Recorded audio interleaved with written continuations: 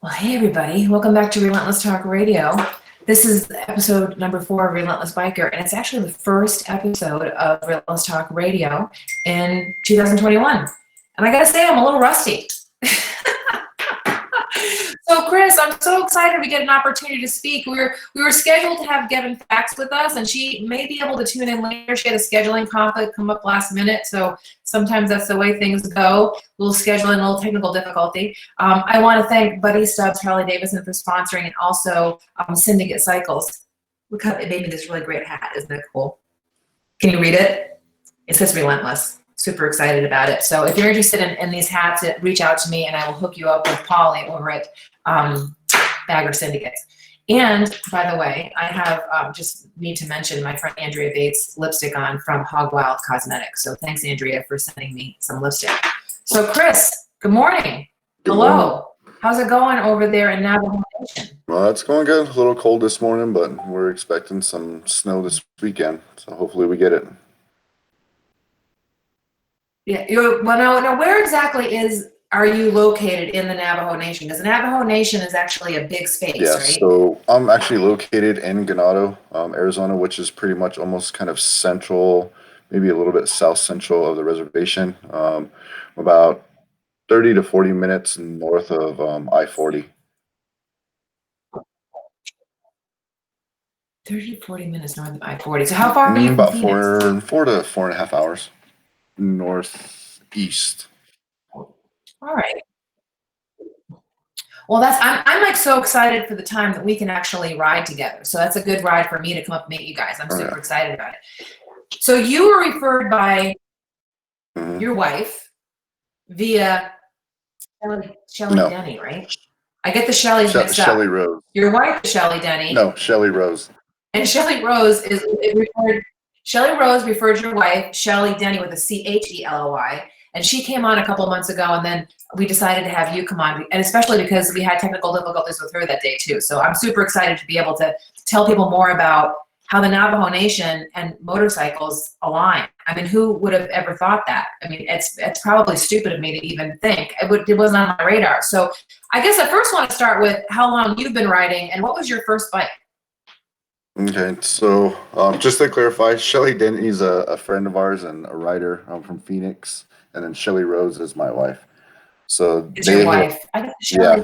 Yeah. So Shelly Rose with the Cheloi is your wife. This would be a problem if you mix wives up. I think that Shelly Denny's husband would be a little upset about that. Yeah, maybe not. They're good people. So, but yeah, we do have quite a few.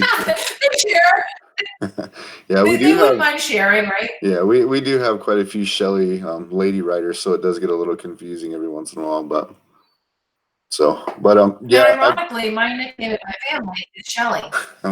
Just by the way. Yeah. My dad called me Shelly. So yeah, Shelly Denny is laughing. She's got the LOL coming up on the comment. Sorry about that, Shelly. I'm a little off track. Have you had COVID brain? This is what I've decided to call it. Do you have a little COVID brain where you're just like, what day is it? I thought it was Thursday all day today. Yeah. I did. I was at the gym. Every once in a while, I get it, but and that actually is the most Google thing right now. I said yeah. Every once in a while, I get it, but. The COVID brain. But you're still going to work every day. You're an essential worker, right? Yeah. I work for a hospital here in Ganado. So. Okay. Well, thank you very much for your service. Yeah. It's a huge, big deal. Yeah. It's a huge, big deal. So we're going to touch on COVID in a minute, but I first want to touch on what was your first bike? My first bike was actually a 2008 Suzuki B King. It's pretty much kind of a stripped down Suzuki Hayabusa. Sits a little bit higher, doesn't have the custom kit. Difference about 4 horsepower, but still quite fast and still quite fun. So you actually ride a Suzuki? Used to. Used to. Okay, so you started off on a Suzuki. Yeah. All right, well that makes sense. I wish I had started off. Yeah. I wish I'd started off on a smaller bike, actually. Yeah, and I mean, when I actually learned, I mean, that was the first bike that I actually owned, but some of the other bikes that I kind of learned on was a Suzuki Intruder, Harley Sportster, also a Suzuki 600. So And so what made you fall in love with the bike? Um, 'Cause well, we all have a love story with the bike, right? yeah, so I started riding back in kind of 2006. My father-in-law, Shelly Rose's dad, he bought a Suzuki Intruder. That this was at the point when, well, it really started on Navajo Nation around 2002, as far as kind of everybody getting into it. But her dad had got the bike, started doing a lot of escorts for our military. So me and my wife kind of started watching, and we drive along and follow every once in a while, and really started enjoying and appreciating what all the riders were doing. So we decided that that we wanted to start taking part, and kind of showing our respect and our honor for all of our military. So that's kind of how I got started riding. Now, are you a member of our military too? No, I'm not. Were But you? Okay.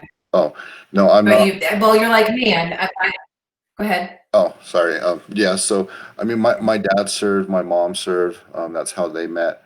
Both Marine Corps. I have a little brother that's currently enlisted right now and stationed out in Yuma. I have a sister who's married to another Marine, which they're stationed out in California. My wife's uncles, 4 out of the 5, they all served. So all my family and her family are kind of rich in the military life. That's very cool. My dad was in the Air Force, and my godfather was in the Army. So oddly, like growing up, we were aware of their service, but I think that generation was less, I'm not going to say patriotic, but they were quieter about their patriotism. Yeah.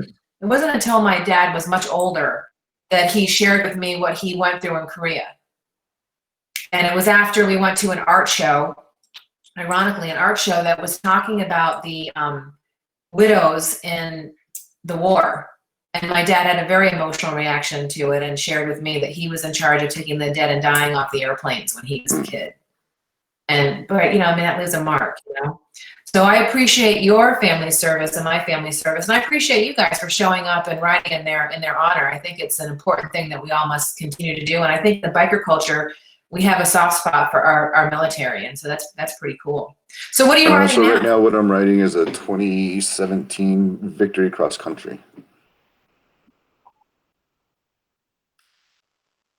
I looked at the Victory. I'm sorry they went out of business, but I think that they're a really awesome bike. Now what do you do when you do service now on a Victory? Do they still have shops open that specialize in Victory repair? Since Polaris is the one that bought out the company, they still provide the services that Victory would have, as far as servicing or parts or anything like that. Do you know why they decided to just discontinue the brand? I mean, why did Polaris decide to? So Polaris also bought out Indian, from my understanding. So they didn't want to have, since the styles of Victory and Indian were both kind of similar, they wanted to combine both styles and just have one line. And since the Indian name's been around for so long, they decided to keep that one. That's a perfectly sound business decision, I think. Yeah. I just I'm so bummed out that Gavin is not able to be on the call today because Indian just gave her an Indian chief to ride. Nice. I was talking to her when we were talking about the show, and she said, I've got to go. Indian's coming with my motorcycle. So I'm so bummed that we had a technical and a scheduling thing today, because she would have been able to kind of add something to this part of the conversation. So, why you and your wife ride together, and I'm interested in talking some more about how the Navajo Nation and motorcycles come together, because it's about 500 or so of you that ride together, right? Yeah, at certain times. I mean, over the last couple of years, it's slowed down a little bit, but about 5-6 years ago, we would do an annual run, a Navajo Honor Run, that started with the passing of Lori Piestewa. So, kind of in the middle of it, from the beginning of when they started and where we're at now, there was a big group that would come together over a 3-day ride across the Navajo Nation. And along that ride, not only would they honor Lori Piestewa, but they would honor all of those that were KIA'd ever since like 2002. So from that point, I mean, as we went along, more soldiers had been killed in action. It just got bigger and bigger, and it's seen that the writing community here on Navajo Nation started to really take a big part of it and a big interest in it, and wanted to show their respect and their support as well. Now, one of the things we talked about in our last conversation is that the Navajo Nation, the Native American culture, period, is actually the highest represented race in the military. Yeah, so per capita, per population, Navajos and Native Americans in general are the highest, have the highest numbers for voluntarily. I mean, of course, it's all voluntary now, but they do have the highest number per capita, per population, as far as those that are enlisted. And what would you think the reason for that is? For a while, I always kind of thought about that. We did have an event up in Kirtland, New Mexico, with an organization called Honor, Remember, and Support. There was a gentleman there that was speaking on behalf of that organization, and he kind of brought up that same question.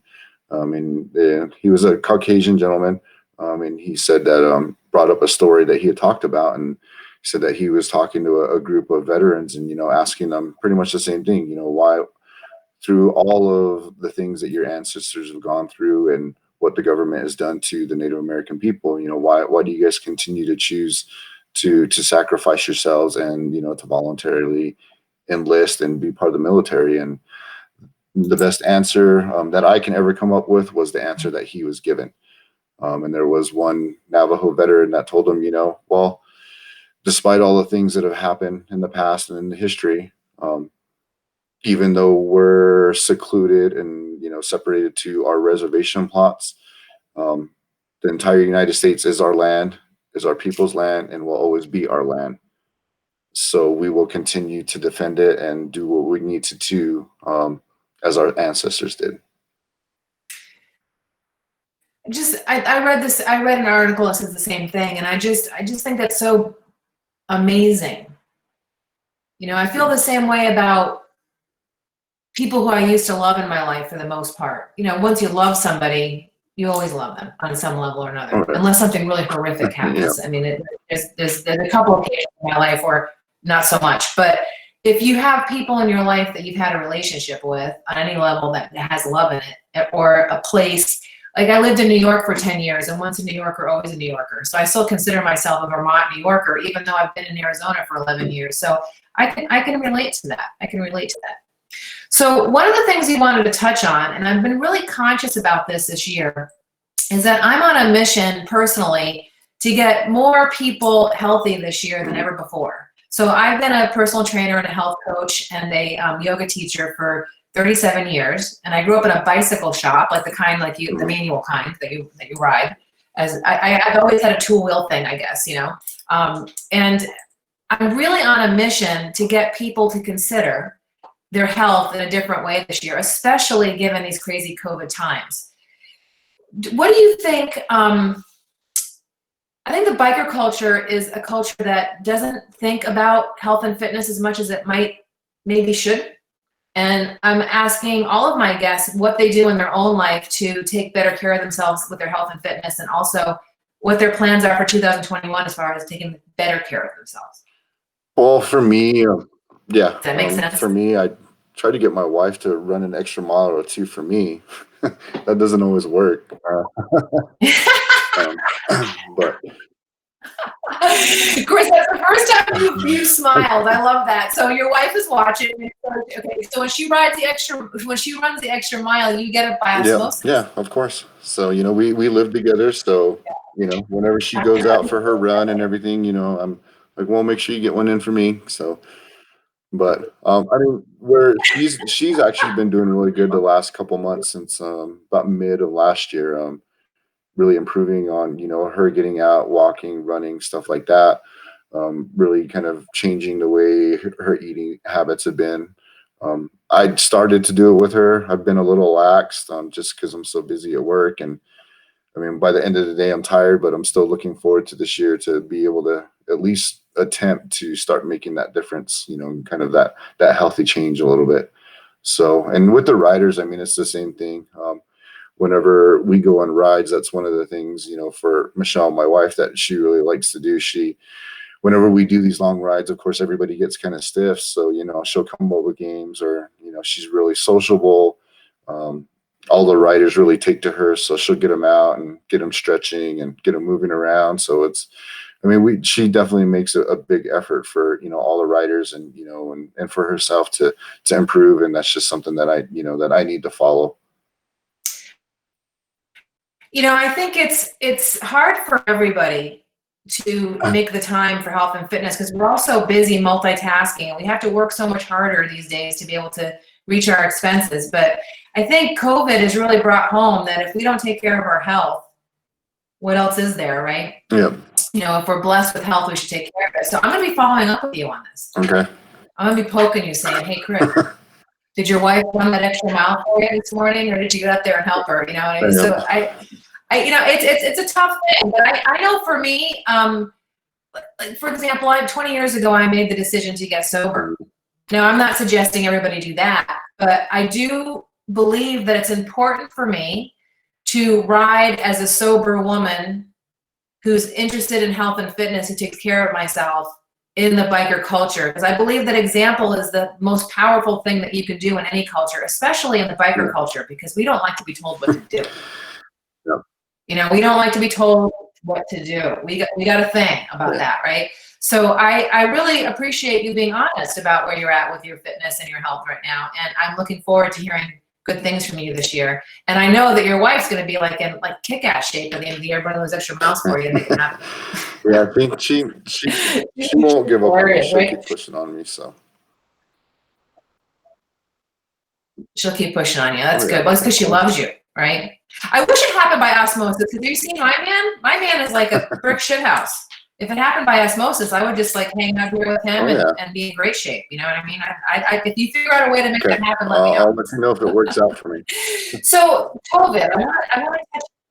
Okay, I'll let me know. Okay, because if you can figure it out, and while you're at it, if you find the dang money tree, the seeds for the money tree, share those with me too, because I really want the seeds for the money tree.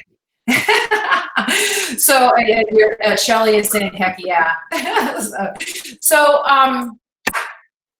COVID, it's really kind of, you can't help but discuss it. This morning on channel Fox 10, I heard that the Navajo Nation is taking even further measures to protect your culture from just this crazy thing that's happening for you guys. So tell me, and you're in the healthcare industry, so tell me a little bit about your experience with what's happening and how you feel about the lockdowns and just generally, what's your feeling on COVID? I can't wait till it's over. Ever since March of last year, it's just been kind of hectic.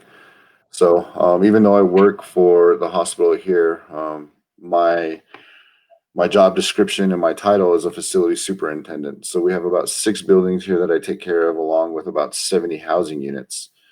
So, but also since the beginning of this, they put me in as the incident commander for emergency operations here at the hospital. So we've been dealing with it quite a bit. The beginning of it, through the first phase of it, March through about May, June, we actually did okay and we weren't hit too hard by it. But June, July, it really picked up within our area, our specific area here, and it's really kind of started to get out of hand. So, I mean, with the Navajo Nation, there's been times throughout the last 6 months where per population, we've actually rated #1 above all 50 states. Wow. So luckily, recently, within the last about 2 weeks, we've been on the downward curve here on the Navajo Nation. And I think we've dropped down to about #8 or #9 per capita on that population listing. So there's quite a few states that are worse off than we are right now. It's really hit our people quite hard, especially our elderly. And it makes it kind of difficult, especially for our culture. There's a lot of our culture and our language, that with the change in the generations, it really hasn't been passed on. So we're losing a lot of that, and we're losing a lot of our elders that had that knowledge. So I think that's kind of like the biggest effect going forward, that the Navajo people are going to kind of realize a little bit later on is, we all should have took a little bit more time and had a bigger part with our elderly so that we're able to continue our traditions. The numbers for us, here at our facility have been kind of consistent. Within the last month and a half, we've been a positivity rate of like 22 to 25%, which is still pretty high, for the Navajo Nation. But, we all continue to move forward. All the facilities here on Navajo Nation, the healthcare facilities, been really struggling. Since we're such a rural area, a lot of them are pretty much kind of like clinics. So we don't really have that many ICU beds here on the Navajo Nation. There's maybe about 5 or 6 out of the 17 facilities that we have on Navajo Nation that have ICU beds. And there's maybe, at most maybe 8 to 10. So we get quite a few, of our people that are having to be flown out to Phoenix, to Flagstaff, Arizona, to Albuquerque, New Mexico. And they're already dealing with, their community and their state population. Right. So it makes it really hard, especially for the people with our culture. When family's sick, everybody wants to, tend to them and make sure that they're doing okay. But with all the guidelines that all the facilities have, no visitor policies, stuff like that. And I mean, this is just nationwide, but it really hurts our culture and our people because, they're not able to say their proper goodbyes and be there with their loved ones, especially the elderly, towards the end. So. First of all, let me just say, I'm so sorry for all of your loss. And, I was thinking this morning that one of the reasons why you might be having such a strong response to it is that like the monarch butterfly is this year on the verge of exterminate. What's the word? It's not extermination. It's extinction. Extinction. And I think that the reality is that if we lose a lot of you, you guys are like the monarch butterfly. There's not as many of you as there was before. So that was my first thought. But the elderly and losing your traditions, knowing knowing how the little I know about Indian culture, and also I'm Irish and Italian, so Italians are the same way. I made sure I got a video of my dad before he passed because I wanted to make sure I had something of him telling a story or two, So my heart goes out to you and to all the families and to the entire Navajo Nation for your loss. It is just a terrible time that we're all going through. And I heard on the news the other day that we've actually lost more people nationwide than we did in all of World War II. And, it's a very, very, very tough situation, I commend the Navajo Nation for taking such a strong hold on it. And I loved hearing your leader. Do you call him what's the leader of the Navajo Nation? Is he called the chief or the elder? No, he's the Navajo. The person that's in charge Navajo of your Nation. Oh, he's Navajo Nation Say it again? president, Jonathan Nez. Okay. I heard him speaking the other day about how you guys would be willing to take any extra vaccines that other states or areas have. And, so if you, are an official listening to this, the Navajo Nation wants your vaccine. So send them along for sure. I'm having a hard time making an appointment for my partner who's in the 1A or the 2A category. He's 65 and he should be able to get a vaccine, but I can't get an appointment for him. So it's a very tough situation that we're all in. And as bikers, it's super hard because bikers by nature are super social, and the venues that we congregate in are super social locations. And right now, if you're on your bike, you're socially distancing. But once you get to the location, not as much. And it's hard on the bar and the restaurant owners to keep bikers from dancing and carrying on and hugging each other, right? I mean, my heart goes out to the bouncers of the Hideaway or any of the other places that I go to on occasion, where you're distanced at a table, you're masked up in between, and trying to get all the bikers to sit still in chairs together separate is really super hard. And I think that as bikers, I think everyone is struggling with this as far as isolation, but I think bikers have their own little special struggle because we are such a social animal. I mean, definitely. I mean, but yeah. So go ahead. I just think that it's hard for everyone, and I think it's hard especially for social people and also for cultures that are like yourselves that are very family orientated. So having to make these shifts has been very hard on people's emotions, and I know a lot of my friends are just super duper depressed right now because they aren't able to get together comfortably in big groups, and when we have, several of our friends have gotten ill. So, we've been taking a much more conservative approach, only going to things where we're in small groups and spacing those things out and really kind of leaving our risk for essential work-related things. My partner also is an essential worker in the automotive industry, and then also, anything to do with our health and kind of keeping our social activity to zero or very, very rare. So it's super hard. I'm planning a poker run for the LLS, Leukemia Lymphoma Society in April. And my team and I have been working on how are we going to do this while staying COVID compliant and protecting people. So what we're doing, and we've just started to put the wheels in motion, the run will be spaced out over a period of time. So it'll start on April 16th and it will end on April 25th. And it's going to be spread out over 25 locations. And we're using a new technology to track the cards in the poker run, so we don't have to touch cards, and everything is scannable on your phone. So, definitely keep your eye out for the Relentless Biker poker run. And I was really thinking about, this is one of the reasons I was in such brain fog this morning, is I was really thinking about the meaning of the ride. So, of course, with LLS, and I'm sure this is true in the Navajo culture as well, blood cancer is very, very bad.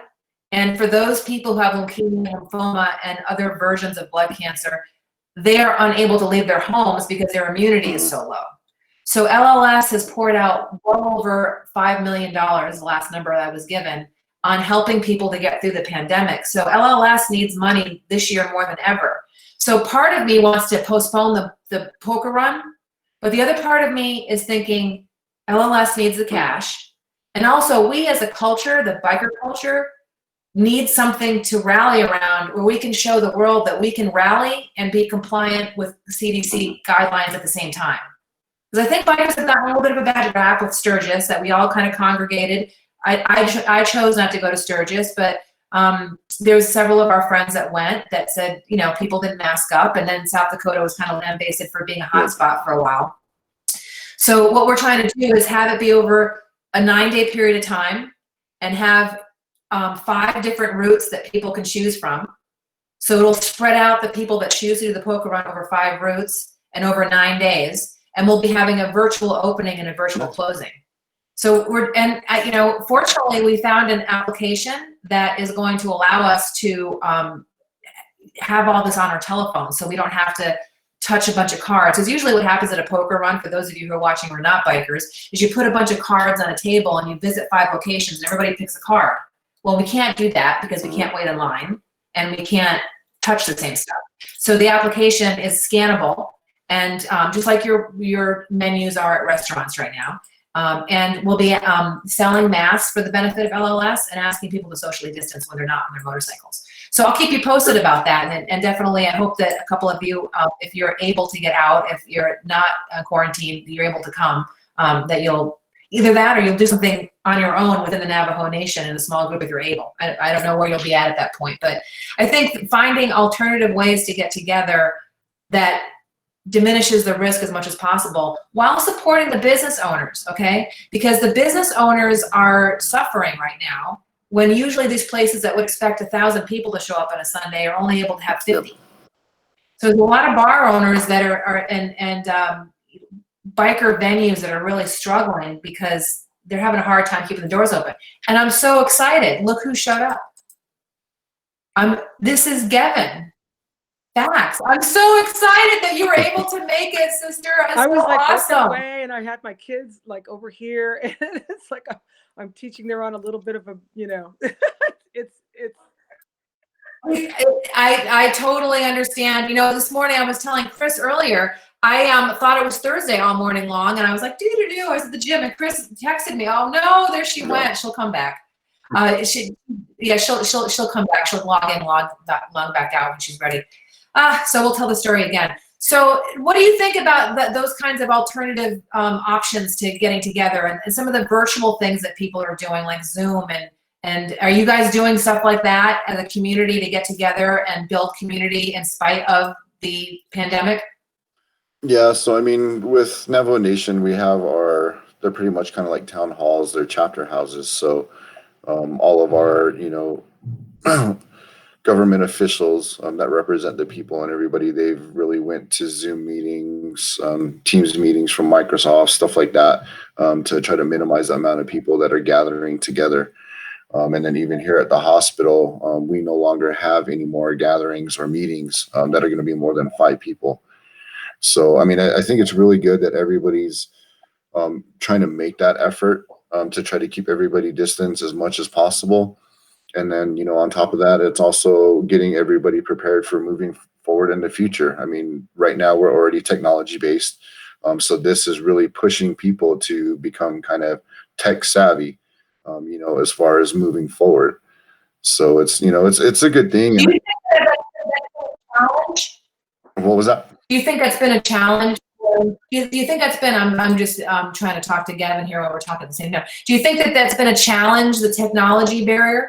I think it's definitely been an obstacle. It's definitely been an obstacle and a challenge, especially for our kids, for our kids here on Navajo Nation. It's so difficult for them to be able to have Wi-Fi, to be able to get on to classes, to be able to submit their work in on time, like how their teachers want to do it. Like, for example, my youngest son just went into junior high. It's his first year from, elementary school to junior high. And all of a sudden, he goes from having 2 or 3 teachers. Now he's got 6 teachers. And now he's got to do them on the computer. So it's been kind of a struggle for him. And there's a lot of kids, a lot of our Navajo kids that are having that problem, especially the families. It's especially those that live in a rural area. I mean, more than we do. If they live anywhere from 8 to 10 miles off a main highway where there's no signal or they have no Wi-Fi, there's times where kids have to get dropped off and at a Burger King or a McDonald's, or the parents have to drive them over there and sit outside to be able to use their Wi-Fi for them to do their homework. So it's definitely been a challenge. I think they're slowly improving on it. Like I said, on the plus side, at least it's giving them experience. So like, as far as my older son goes, he's doing a little bit better, but for him at his age, I think it really helps him to grow. So when he does go to college, he's already going to have that kind of mentality and hopefully responsibility, of what needs to be done when he gets into college, instead of just jumping straight out of high school and seeing the big difference. As you're talking, I'm thinking about, I grew up, as I said earlier, in a family business, and my parents didn't have time to hold my hand through anything. Plus, my mom was from Ireland, and my dad was first generation Italian, had gotten his GED when he went into the service, but they weren't college educated people. And I was the first female on the Irish side to go to school at college, and the first person on the Italian side at all. I think that's right. Yeah. So, the first one to graduate from a 4-year degree, and my one cousin went to a junior college prior to me, but I was the first one to graduate from a 4-year institution on the Italian side, and the first woman on the Irish side. And so I didn't have a lot of direction. My parents didn't know. Plus, they were so busy trying to keep a roof over our head and food in our bellies, they weren't able to help me. So my relentless thing came from having to figure it out on my own. And I think that our kids, although this sucks, are going to be learning about resilience in a way that they couldn't have possibly have learned otherwise. Like you see some of the folks that came through the Depression, World War II, they had a much more can-do-itness than a lot of the people that, like, you know, God help us, that were born in the 60s, 70s, and 80s, and I'm in the 60s category, you know, that are just not as resilient, you know? So I think that there's always silver linings, and, you know, I'm gonna let Gavin keeps on getting an error. She's having some technical issues, so I'm sending her a message. We're gonna let her get back to teaching. She's a PE teacher, and so she's teaching PE virtually, which is physical education. Can you imagine? I mean, how do you teach that? You know, I'm not sure how you teach that.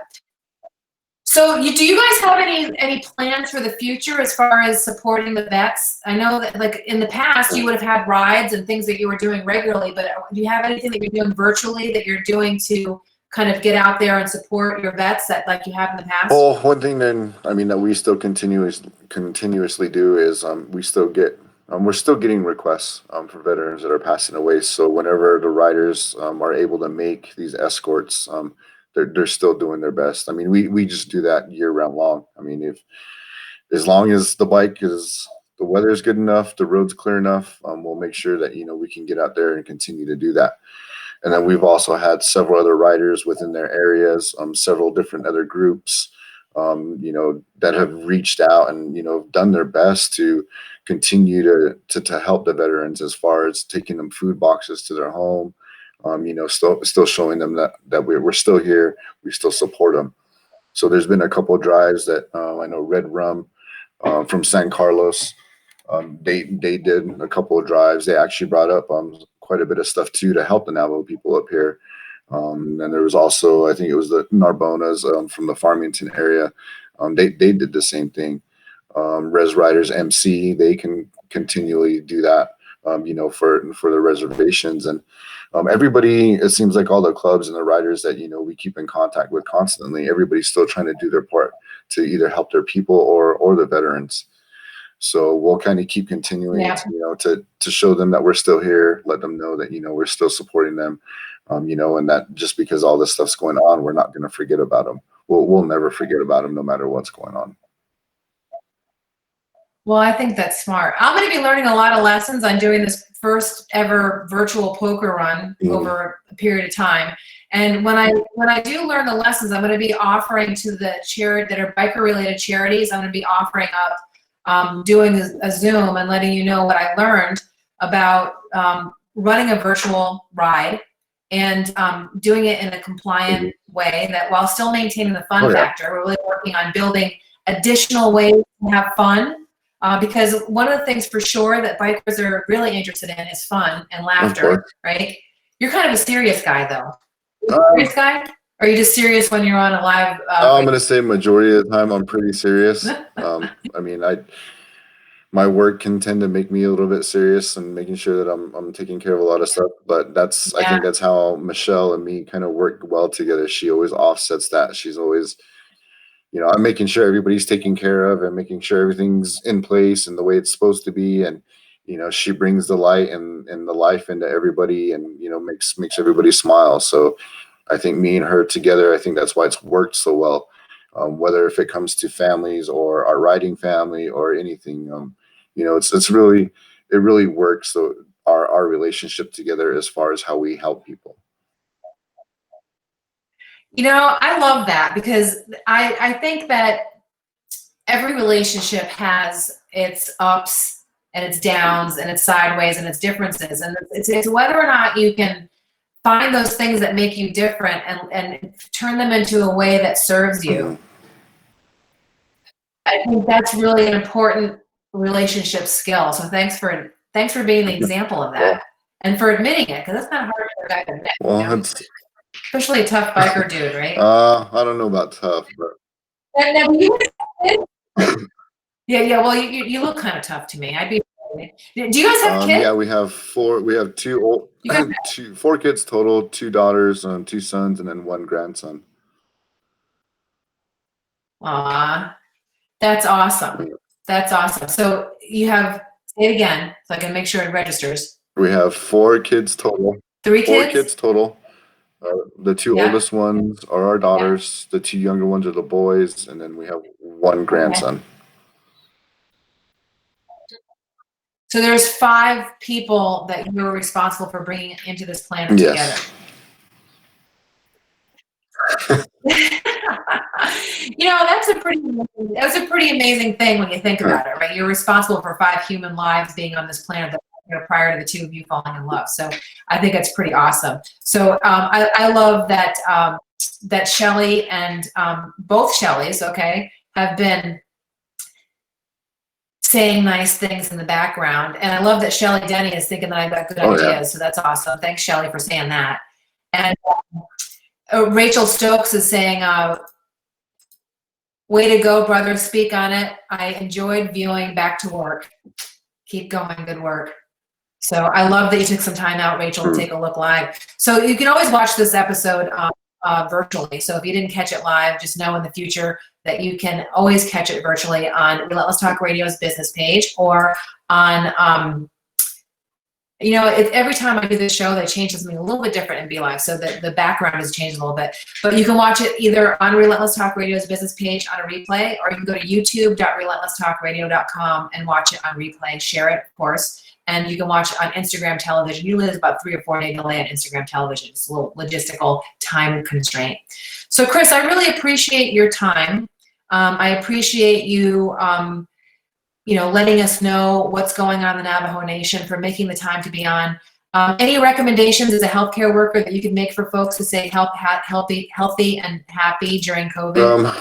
You know, I guess the main thing is, you know, I'll start off real quick as far as, you know, as you were talking about earlier, you know, the writers, we love to gather, we love to be together, you know, so that's a con right now since we're not able to do that. But on the other side, for the writers that are out there, you have your bike. If you're feeling stressed, you're feeling, you know, that you're confined, get out and go take a ride. That's another reason why we ride, is to be able to get out there and just get on the open road and to be able to do that.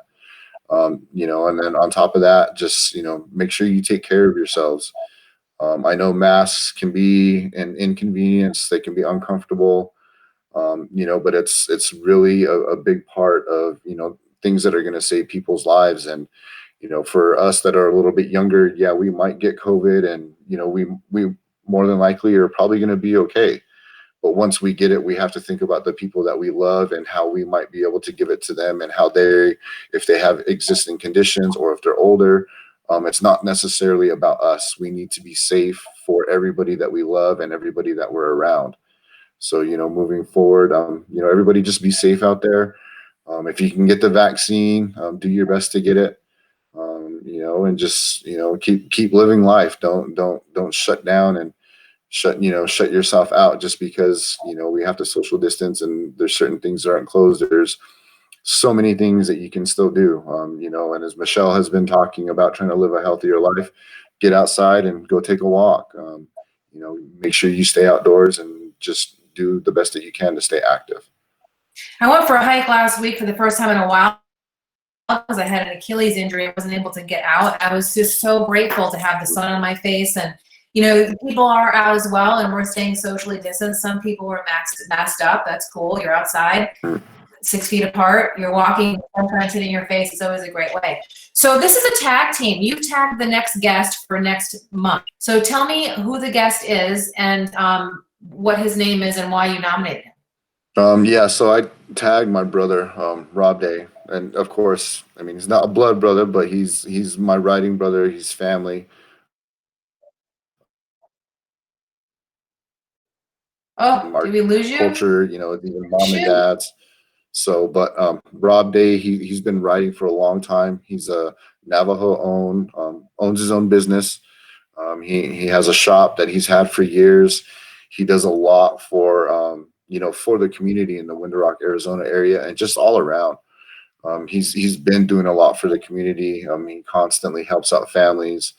You know, even if families are struggling and they need something fixed on their vehicle, you know, he'll either give them a great deal or he'll just take care of it. He's a great person. You know, he's got his kids that he's continued to take care of. his new wife, Patty Dimitri, and maybe he'll end up recommending her and nominating her for after he's done. But he's just overall a great guy, very loving, very giving to the community, to his family, to the riding community. And he's had struggles in his life that he might be able to share, and people can look at and see how he's gotten past that, and see what he's doing now to make up for some of those struggles, and to help him keep moving on forward in life. I kind of came up with this idea of having a tag team because I know like a ton of bikers, but I already know them. So I love the idea of meeting people I wouldn't have met otherwise. And if you told me when I started doing this, with the first people were Jessica Mose from Phoenix Motor Girls and Jennifer Sievers from Motorcycle Princess.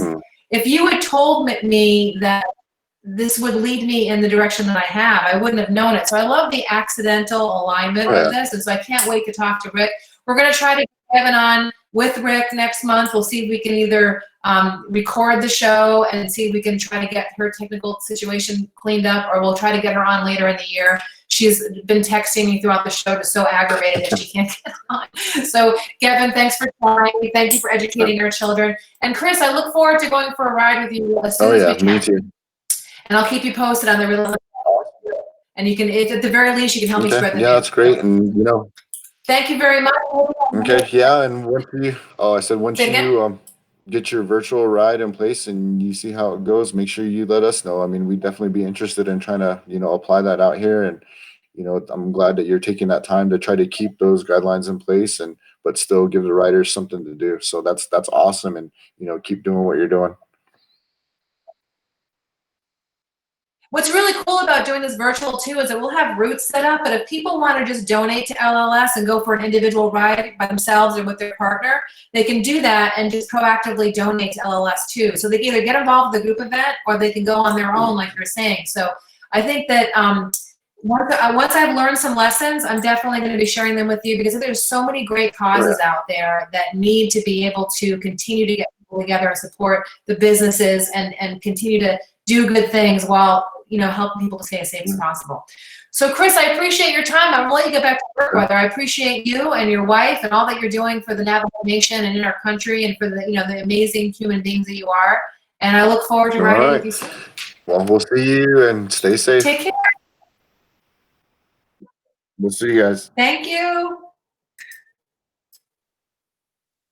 All right, guys, so that's the end of episode 4 for Relentless Biker. I'll be doing this show every second Friday of the month with a new biker that I haven't met yet. I always have sponsors on the show, or people who are endorsed. So Bagger Syndicate is an endorsement. He gave me this as a gift, as is Hog Wild Cosmetics, which is my lipstick. And also Buddy Stubbs Harley Davidson is a sponsor. So please do reach out to those 3 business owners and support their efforts. If you want a Relentless hat, you can connect with me on email at michelle@micalizzienterprises.com, which you probably can't spell right now, but you can also reach out to me on DM or on private messenger on Facebook. So I look forward to talking to you again on the 4th Friday of February, which is really hard to believe that's happening.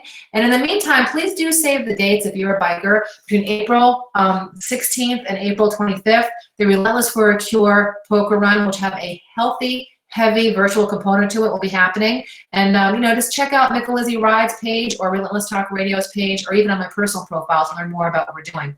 All right, guys, have a really great day, and mask up and stay as safe as you can. And if you have to get together in small groups and try to socially distance. I know it's super hard not to hug and love up on people, but do your best to reduce the risk and stay here on the planet with us.